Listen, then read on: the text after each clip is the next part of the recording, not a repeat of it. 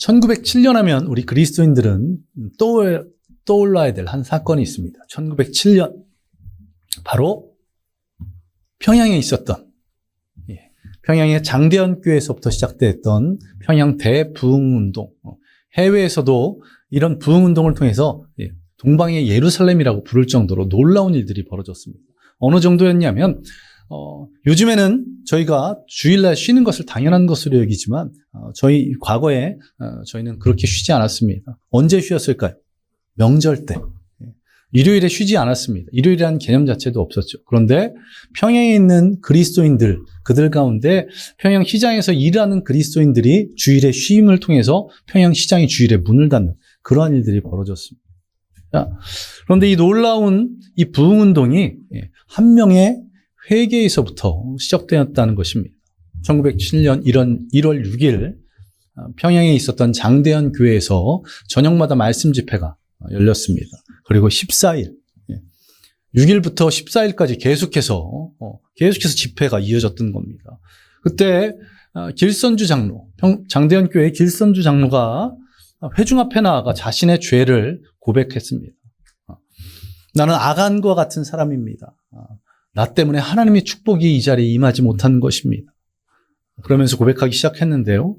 1년 전에 자신의 친구가 임종이 가까워서 자신에게 부탁을 한 것입니다. 길장로, 나는 이제 세상을 얼마 살지 못할 것 같으니 내가 죽으면 우리 집의 재산을 잘 정리해서 우리 아내에게 잘 전해주게. 내 아내는 셈이 약해서 그런 걸 잘 못할 거야. 자, 길선주 장로는 걱정 말라고 잘 해놓겠다고 대답했다고 합니다. 그러나 이 미망인의 재산을 정리하면서 미화로 $100가량의 금액을 사취했다고 그렇게 고백합니다. 나는 하나님의 일을 방해해온 것입니다. 내일 아침에 그 돈 전액을 미망인에게 다시 돌려드리겠습니다. 갑작스런 이 길선주 장로의 고백을 통해서, 죄의 고백을 통해서 그 자리에 앉아있던 사람들의 심령이 주님께로 향하기 시작합니다. 이 회개를 통해서 모든 참석했던 성도들에게 하나님의 임재가 경험되기 시작합니다. 그 하나님의 임재를 느낀 이기람 선교사가 이렇게 외쳤다고 합니다. 이 시간 우리의 모든 죄를 하나님 앞에 내어놓고 통성으로 기도합시다. 그리고 그곳에 모인 모든 이들이 자신의 죄를 내어놓고 하나님께 간절히 부르짖었답니다. 길선주 장로의 회개가 마치 뇌관에 불을 붙인 것처럼 폭발적으로 이 회개의 통성 기도가 이루어졌고, 그것에 참석한 한 선교사가 본국에 보낸 선교 편지에 이때의 기도를 이렇게 묘사했다고 합니다. 이때의 기도 소리가 마치 하늘 보좌를 향해서 사자가 표효하는 것 같았다고. 그렇게 하나님께 회개의 기도로 부르짖었답니다. 단 한 명의 회개를 통해서 온 그리스도인들이 회개했고, 그 회개를 통해서 부흥운동이 시작되었다는 것입니다. 이 회개라는 단어는 한국교회에서는 두 가지 정도의 의미로 사용되고 있습니다. 한 가지는 구원의 한 과정으로 우리가 죄인임을 깨닫고 그 죄를 용서함 받기 위해서 하나님께 고백하고 죄에서 돌이키는 것. 그리고 또 한 가지는 우리의 삶 가운데 하나님 앞에 불순종했던 것, 죄를 지었던 것들을 하나님께 고백했던 이 두 가지 정도로 한국교회에서는 이 회개가 사용되는데요. 정확한 용어 표현을 하자면 회개의 정확한 의미는 전자입니다. 우리의 구원의 과정 가운데 내가 죄인임을 깨닫고 그 죄를 하나님께 고백하고 그 죄에서 돌이키는 것. 이것이 진정한 회개이며, 우리가 매일의 삶 가운데 짓는 죄를 하나님 앞에 고백하는 것은 정확하게 표현하면 회개가 아니라 자백입니다. 자백기도. 그런데 한국교회에서는 자백이라는 표현은 거의 사용하지 않고 그냥 회개라는 표현으로 두 가지 의미를 다 갖고 사용하고 있습니다. 오늘은 이 회개의 두 가지 의미 가운데 바로 두 번째의 의미, 일상의 삶 가운데 나 자신을 돌아보며 하나님께 순종하지 못했던 죄의 길에 섰던 것들에서 그것을 고백하고 다시 돌아 나오는 그것에 대해서 함께 은혜를 나누겠습니다. 광고 시간에도 말씀드렸지만 2023년이 한 주밖에 남지 않았습니다. 2023년을 지금 마무리하며 말씀을 증거하고 있는데요. 우리의 삶을 한번 1년 동안의 삶을 돌아보시기 바랍니다. 한 해 동안 하나님께서 내게 베풀어 주신 은혜가 분명히 있을 것입니다. 감사의 어떤 일들이 분명히 있을 것입니다. 그러나 그와는 또 반대로 그러한 은혜가 있었음에도 불구하고 감사함에도 불구하고 하나님 말씀에 순종하지 못했던 그리고 죄의 길에 섰던 우리의 연약한 모습을 발견하실 수 있으실 것입니다. 그리고 그러한 모습들을 발견했다면 오늘 이 시간 이 예배 가운데 고백하시기를 간절히 소망합니다. 죄에 대해서 하나님께 고백하고 주님의 은혜로 그 죄를 용서함을 받고 그 용서를 받은 후에 주님께서 허락하시는 그 축복들을 그 사랑들을 경험하는 저와 여러분 되시기를 간절히 소망합니다. 오늘 본문을 보시면 창세기 49장을 한번 펼쳐놓고 보시기 바랍니다. 야곱이 자신의 12아들들을 앞에 두고 유언하고 있는 그런 내용입니다. 오늘 본문 앞에 1절을 한번 보시면 너희가 후일에 당할 일을 내가 너희에게 이르리라. 너희가 후일에 당할 일을 이르리라. 그리고 그 유언의 내용들을 하나하나 살펴보면 이것이 그냥 유언 정도가 아닌 것을 보게 됩니다. 하나님께서 이 야곱의 12아들들 그리고 그의 후손에게까지 주시는 예언의 말씀을 야곱의 입을 빌어서 전하고 계신 겁니다.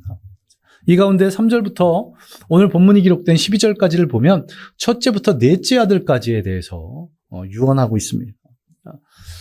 이 내용들을 쭉 살펴보면 정말 안타까운 것이 이 네 아들이 다 죄가 있다는 것입니다. 그것도 우리도 연약한 사람이기에 다 죄를 지을 수 있지라고 할 정도의 그런 죄가 아닌 깜짝 놀랄 만한 그런 큰 죄악들을 범한 것을 보게 됩니다. 첫째 아들 르우벤을 한번 보시기 바랍니다. 오늘 본문 앞에 4절을 보시면 내가 아버지의 침상을 더럽혔음이로다 이렇게 말씀하고 있습니다. 아버지의 침상을 더럽힌 것. 이것은 창세기 35장을 보시면 이 르우벤이 첫째 아들 르우벤이 아버지 야곱의 첩이었던 비라와 간음하는 내용들이 기록되어 있습니다. 좀 안 좋은 표현이지만 친모는 아니지만 어머니와 아들이 관계를 한 것입니다.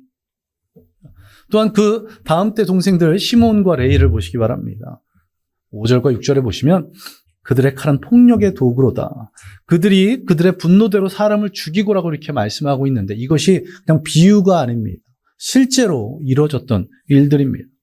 창세기 34장을 보면 이들의 여동생이었던 디나가 세겜 땅으로 나아갔습니다. 그래서 세겜 땅을 다스리고 있는 세겜이라는 사람에게 붙잡혀서 강간을 당합니다. 그리고 그러한 일에 분노한 이 두 아들이 어떤 일을 합니까? 그들의 그 지역 사람들을 죽이기 위해서 계획을 세웁니다.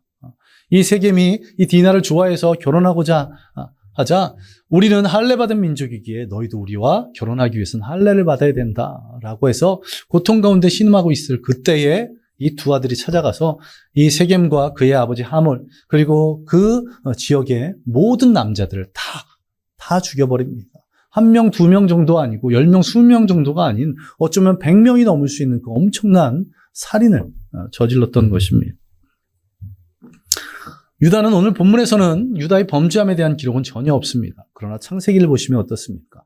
창세기 38장을 보면 유다는 이방 여인과 결혼했습니다. 또한 이방인과 계속해서 교제를 나누는 모습을 보게 됩니다. 또한 38장 18절부터를 보시면 깜짝 놀란 앞서 르우벤이 자신의 계모 관계를 맺었던 것처럼 유다도 며느리와 관계를 맺는 그런 장면이 등장합니다. 또한 요셉을 죽이려는 것을 막기 위함이었지만 그냥 막기 위해서라면 피신하게 했었어야 되는데 그렇게 하지 않고 노예로 팔아버리는 그런 일들을 보게 됩니다. 그런 모습을 보면 유다의 마음속에도 동생 요셉을 향한 시기와 질투가 있었음을 알 수가 있습니다.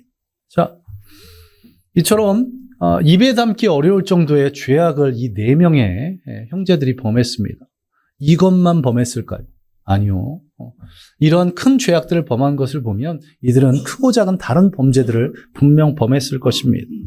자, 도덕적으로 윤리적으로 깨끗한 사람이 어떻게 아버지의 첩과 간음하겠습니까? 또한 착한 사람이 어떻게 100명이 넘는 사람들을 죽일 수가 있겠습니까? 또한 형제 간에 우애가 넘친다면 형제를 죽이려는 생각은 물론 노예로 팔려는 생각조차도 하지 않았을 것입니다. 이런 악한 범죄를 저지르기 전에 분명 크고 작은 죄악들을 범했을 것입니다. 본문을 다시 한번 보시기 바랍니다. 이런 죄악을 저지른 이 아들들에 대해서 이 야곱이 어떻게 말하고 있습니까? 3절에 보시면 이 르우벤에 대해서 이렇게 표현하고 있습니다. 너는 내 장자요, 내 능력이요, 내 기력의 시작이라. 위풍이 월등하고 권능이 탁월하도다. 분명히 장자에 대한 분명한 권한이 있음을 말씀하고 있지만 바로 4절부터 보시면 어떻게 말씀하고 있습니까? 물의 끓음 같았은즉 너는 탁월하지 못하리니 내가 아버지의 침상에 올라 더럽혔음이로다. 그가 내 침상에 올랐도다. 이렇게 부정적으로 표현하고 있는 것을 보게 됩니다. 아버지의 침상에 올라 더럽혔던, 왜 그랬을까요? 4절을 보시면 물의 끓음 같다라고 이렇게 표현하고 있는데 이것이 바로 르우벤의 성격, 그의 행동의 모습들을 대변하는 그런 구절입니다. 아마 정확하게는 우리가 알 수 없지만 이런 것을 유추해 볼 때 르우벤이 성격이 굉장히 급하고 아주 충동적이었던 사람임을 알 수가 있습니다. 그리고 그러한 모습은 그가 창세기 42장 37절에서 말하고 있는 내용을 통해서 보다 자세히 알 수 있는데 우리 자막을 보면서 함께 암목소리를 읽겠습니다. 시작. 르우벤이 그의 아버지에게 말하여 이르되 내가 그를 아버지께로 데리고 오지 아니하거든 내 손에 맡기소서. 내가 그를 아버지께로. 이 상황은 지금 고대 근동 지역에 대기근이 있었던 그런 상황입니다. 야곱과 그의 아들들이 살고 있는 지역에서도 이제 식량은 찾아볼 수 없어 어려움 가운데 있었는데 애굽은 풍요롭다는 이야기를 들었습니다. 그래서 이 야곱이 아들들을 애굽으로 보내서 식량을 가져오게 하죠. 그러다 누구를 만나게 됩니까? 바로 애굽에서 총리로 있었던 요셉을 만나게 됩니다. 그리고 요셉이 어떻게 합니까? 자기의 금잔을 이들의 짐에 넣어두시고 그리고는 어떻게 합니까? 다시 한번 찾으러 오도록. 그리고 그때 올 때는 너희들 말대로 막내 동생 베냐민을 꼭 데려오라고 그렇게 말을 했습니다. 아직까지 요셉이 애굽의 총리가 요셉인지 몰랐던 이 형들은 어떻게 합니까? 식량을 들고 고향으로 돌아가서 먹고 이제 식량이 또 다 떨어져서 식량을 다시 구해와야 하는 그 상황입니다. 그때 누구를 데려가야 합니까? 바로 막내 동생 베냐민. 그런데 지금 아버지 야곱이 맡고 있는 겁니다. 야곱은 요셉이 죽었다고 생각했기에 그 요셉의 친동생인 이 베냐민을 너무나도 아꼈습니다. 그래서 처음 애굽에 갈 때도 보내지 않았고 지금도 보내지 않으려고 하는 그런 상황 가운데 지금 르우벤이 말하고 있는 겁니다. 내가 베냐민을 다시 데려오지 못하거든 나의 두 아들을 죽이라고. 자, 이게 자신의 아버지에게 할 소리냐는 것입니다. 두 손자를 죽여서 야곱에게 남는 것이 무엇이 있겠습니까? 막내 아들도 잃고 두 손자도 잃는 슬픔에 슬픔을 더할 뿐입니다. 이처럼 르우벤은 어떤 말과 행동에 있어서 크게 생각하지 않고 급하게 했던 그런 사람임을 볼 수가 있습니다. 또다시 본문으로 돌아가서 5절부터 보시면 시므이와 레위에 대해서 야곱이 예언하고 있습니다. 앞서 보았던 것처럼 5절에 보시면 칼은 폭력의 도구라고 그들이 그들의 분노대로 사람을 죽이고 그들의 혈기대로 소의 발목 힘줄을 끊었다고.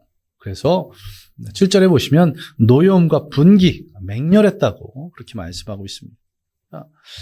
실제로 이것은 비유가 아니라 실제로 이런 수많은 사람들을 죽였습니다. 그리고 그 지역에 있는 가축들을 죽지도 살지도 못하게 하는 그러한 것을 보게 됩니다. 그리고 이러한 범죄에 대해서 어떻게 말하고 있습니까? 7절에 보시면 저주를 받을 것이라고 그리고 이스라엘 중에서 흩어질 것이라고 그렇게 예언하고 있습니다. 그렇다면 그 말대로 시므온과 레위가 어떤 저주를 받았을까요? 먼저 시므온은 민수기 26장을 보시면 이스라엘 백성들이 이제 약속의 땅으로 들어가기 직전에 인구를 다 세어보는 그런 것들을 하는 것을 보게 됩니다. 그런데 보면 유다 지파와는 상대가 안 되게 한 3분의 1도 채 되지 않는 22,000명 정도밖에 시므온 지파는 되지 않는 그런 것을 보게 됩니다. 또한 그들이 가나안 땅을 점령하고 약속의 땅을 분배받을 때 그때도 보면 시므온 지파는 몇 성읍 되지 않는 겨우 생계를 유지할 정도의 성읍만을 할당받게 되는 것을 보게 됩니다. 또한 레위 지파는 어떻습니까? 민수기 26장 또 35장을 보면 레위 지파는 자신들이 살아갈 땅을 얻지 못합니다. 그리고 다른 형제 지파들이 주는 것으로 살게 되는 것을 볼 수가 있습니다. 그리고 그 후에 모세와 아론을 통해서 그들이 성막을 관리하고 제사장의 역할들, 또 레위인이 그런 하나님을 섬기는 일들을 하게 되지만, 오늘 본문에 그 야곱의 예언이 문자적으로 그대로 이루어지는 것을 보게 됩니다. 그리고 이제 8절부터 오늘 본문인 유다를 한번 보시기 바랍니다. 루벤, 시므이, 레위 다 부정적으로 저주라는 표현까지 사용했을 정도입니다. 그런데 유다는 전혀 그렇지 않습니다. 8절을 보면 유다라는 의미가 찬송이라는 의미를 가지고 있는데, 그 이름의 의미처럼 형제들에게 찬송을 받을 것이라고, 또 형제들, 그들이 유다에게 절을 할 것이라고 표현하고 있습니다. 이것은 어떻게 성취됩니까? 유다의 자손 중에서 다윗 왕이 세워짐으로 말미암아 성취됩니다. 또 9절을 보시면 유다를 사자 새끼라고 묘사하고 있습니다. 성경에서 사자는 아주 용맹스럽고 힘센 동물을 대표하는 것으로 정복을 의미한다고 합니다. 그런데 이것이 어떻게 성취됩니까? 이것은 역사적으로 또한 영적으로 두 가지 다 성취되는 것을 보게 되는데요. 역사적으로는 다윗과 솔로몬에 의해서 주변 나라들이 다 정복되는 것을 통해 성취됩니다. 또 영적으로는 어떻게 해요? 유다의 자손을 통해서 다윗과 솔로몬만이 난 것이 아니라 누가 태어나십니까? 바로 예수 그리스도께서 태어나십니다. 그 예수 그리스도께서 나심으로 말미암아 사단의 권세를 무찌르고 하나님의 나라의 왕이 되시는 그런 것으로 성취되는 것을 볼 수가 있습니다. 또 10절부터 12절까지 내용을 보시면 계속해서 유다에 대해서 이 땅의 통치자가 될 것이라고, 또 예수 그리스도께서 나심으로 말미암아 모든 백성들이 복종할 것이라고, 또한 풍성한 것을 얻게 될 것이라고 그렇게 표현하고 있습니다. 자, 르우벤, 시몬, 레위, 유다 모두가 다 큰 죄를 범했습니다. 그런데 유다에 대한 예언의 말씀은 어떻습니까? 르우벤이나 시몬과 레위와는 전혀 다르게 계속해서 축복의 말씀을, 그것도 다음 요셉 다음으로 많은 분량에 걸쳐서 반복해서 축복하는 것을 보게 됩니다. 자, 이처럼 동일한 죄를 범했음에도 불구하고 바로 유다가 하나님의 은혜와 축복을 경험하게 된 이유, 그것은 바로 무엇 때문입니까? 바로 유다가 회개했기 때문에 그렇습니다. 자신의 잘못을 뉘우치고 거기서 돌이켰기 때문에 그렇습니다. 유다의 죄들을 한번 돌아보면 앞서 말씀드린 것처럼 며느리와의 관계, 어떻게 보면 유다는 피해자로 볼 수 있습니다. 그가 원해서 그런 것이 아니라 며느리 다말이 계획했던 것임을 우리는 성경을 통해서 알 수가 있습니다. 그러나 그럼에도 불구하고 창세기 38장을 보시면 그가 어떻게 표현하고 있습니까? 그는 나보다 옳도다. 며느리 다말이 나보다 옳도다라고 말하면서 자신의 잘못을 인정하는 것을 보게 됩니다. 또한 요셉을 노예로 팔아버린 것, 그것에 대해서도 창세기 33장 보시면 8절 이하에서 그가 아버지 야곱에게 하는 말들이 있습니다. 또한 창세기 44장 16절 이하를 보시면 갔던 베냐민을 살리기 위해서 요셉에게 간절히 부르짖는 그런 유다의 모습을 보게 됩니다. 이런 모습을 통해서 우리는 무엇을 생각할 수 있을까요? 그가 과거에 요셉을 팔아버린 것을 크게 후회하고 거기서 회개했던 것, 그리고 이제 동일한 그런 잘못을 범하지 않기 위해서 그가 아주 애쓰고 있음을 발견하게 됩니다. 즉 유다는 자신의 범죄함에 대해서 분명하게 회개했던 것을 알 수가 있습니다. 그러나 성경 어디를 찾아보아도 르우벤이 아버지의 침상을 더럽힌 것을 회개했다는 구절이 등장하지 않습니다. 또 시므온과 레위가 수많은 생명을 해하고 가축들을 해한 것에 대해서 회개했다고 성경은 말씀하고 있지 않습니다. 축복과 저주의 차이, 바로 회개에 달려있다는 것, 그것을 잊지 않는 저와 여러분 되시기를 간절히 소망합니다. 우리의 삶의 모습을 한번 돌아보자고 말씀을 드렸습니다. 우리의 삶의 모습 가운데 르우벤 같은, 또 시므온과 레위 같은, 또 유다와 같은 그런 끔찍한 범죄는 저지르지 않았을 것입니다. 그러나 이 자리에 누가 죄 없다고 말할 수 있겠습니까? 우리는 죄인이기에 죄를 범할 수밖에 없습니다. 그러나 우리가 죄인이기 때문에 르우벤과 같이, 시므온과 같이, 레위같이 살아가는 것은 아닙니다. 왜 그렇습니까? 죄의 끝은 사망이기 때문에 그렇습니다. 그리고 우리에게는 이 땅에 오신 예수 그리스도께서 우리에게 구원의 은혜를 허락하셨다는 겁니다. 그러하기에 우리는 회개하고 주님께로 돌이키는 은혜가 있기를 간절히 소망합니다. 남한국 유다의 왕 가운데 가장 악했던 므낫세 왕, 그 므낫세 왕의 행실을 보고 하나님께서 남한국 유다의 멸망을 결정지으셨습니다. 그러나 그런 악한 므낫세 왕이었음에도 불구하고 하나님께 회개하자 하나님께서는 그의 죄를 용서해 주셨습니다. 또 북왕국 이스라엘에서 가장 악했던 왕, 악한 왕 하면 떠오르는 아합 왕, 그도 어떻습니까? 그가 하나님 앞에 겸비하자 하나님께서 그의 기도를 들으셨음을 보게 됩니다. 하나님은 어떤 분이십니까? 요한일서 4장 16절에 보시면 하나님은 사랑이시라 이렇게 말씀하고 있습니다. 또 하나님은 어떤 분이십니까? 우리 베드로후서 3장 9절을 보면 하나님은 오래 참으신다고 말씀하고 있습니다. 우리 자막을 보면서 우리 한 목소리로 함께 읽어보겠습니다. 시작. 주의 약속은 오직 주께서는 너희를 대하여 오래 참으사 아무도 멸망하지 아니하고 다 회개하기에 이르시기를 원하시느니라. 사랑의 하나님께서 또 오래 참으시는 하나님께서 저와 여러분을 오늘도 기다리고 계십니다. 우리가 우리의 연약함을 주님 앞에 고백하고 우리의 죄된 모습에서 돌이켜 의의 모습으로 돌아설 것을 오늘도 기다리고 계신다는 것입니다. 우리의 올 한 해의 삶을 한번 뒤돌아보시기 바랍니다. 나의 연약함을, 나의 죄를, 나의 불순종을 고백하시기 바랍니다. 그리고 주님께 고백한 후에 그 모든 죄악과 불순종, 연약함을 용서받으시기 바랍니다.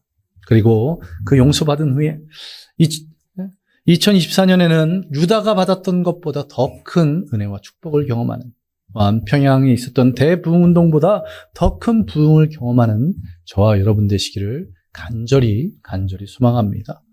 우리 이 시간에는 한번 우리의 삶을 돌아보는 시간을 갖기를 원합니다. 두 눈을 감고 올 한 해를 한번 계속 되뇌어 보시기 바랍니다. 뒤돌아 생각해 보시기 바랍니다. 내가 하나님 말씀에 순종하지 못했던 그런 모습들이 어떤 것인지, 내가 죄악 가운데 있었던 것이 어떤 것인지 다시 한번 좀 돌아보며 생각해 보시기 바랍니다. 그리고 떠오르는 것들이 있다면 그것을 주님 앞에 고백하시기 바랍니다. 하나님, 내가 이렇게 주님 앞에 불순종했습니다. 하나님, 내가 이런 죄악들을 저질렀습니다. 이런 우리의 모습들을 주님 앞에 고백하오니 우리의 죄를 용서하여 주시고 이제는 우리에게 은혜와 사랑으로 놀라운 축복들을 경험할 수 있도록, 부흥을 경험할 수 있도록 역사하여 달라고 우리 함께 올 한 해를 뒤돌아보며 하나님께 회개의 기도를 드리도록 하겠습니다.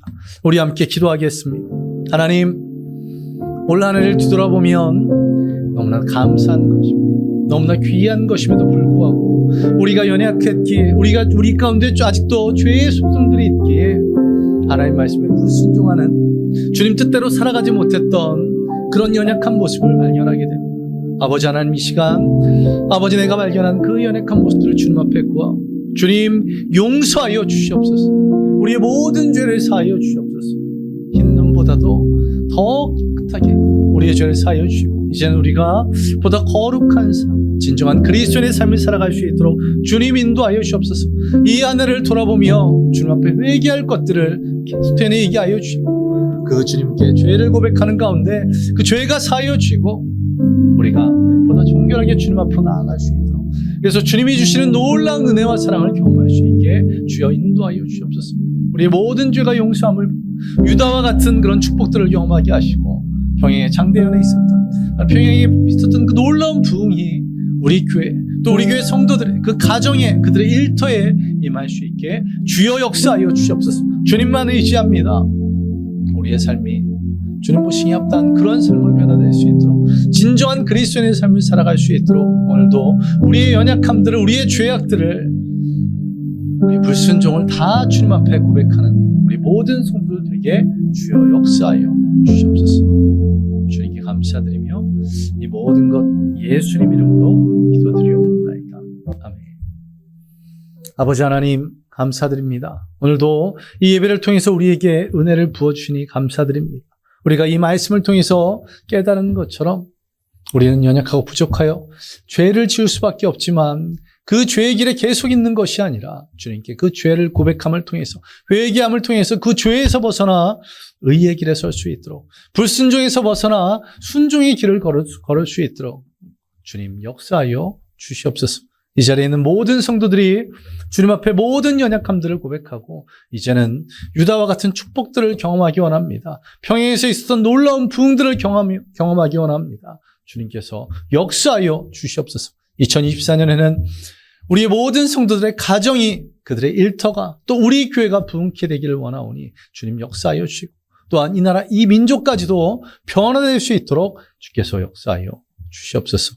또한 주님 드려진 예물 주님께서 기쁘게 받아주시고 그 손길들 축복하여 주시며 그 예물을 통해서 하나님 나라를 위해, 또 주님의 몸된 교회를 위해 귀하게 쓰여질 수 있도록 주님이 인도하여 주시옵소서. 우리의 삶 가운데 주님 함께 하시고 또 이 한 주간도 은혜 가운데서 잘 감당해 나가 2023년을 마무리할 수 있도록 인도하실 줄 믿으며 이 모든 것 예수님 이름으로 기도드리옵나이다. 아멘.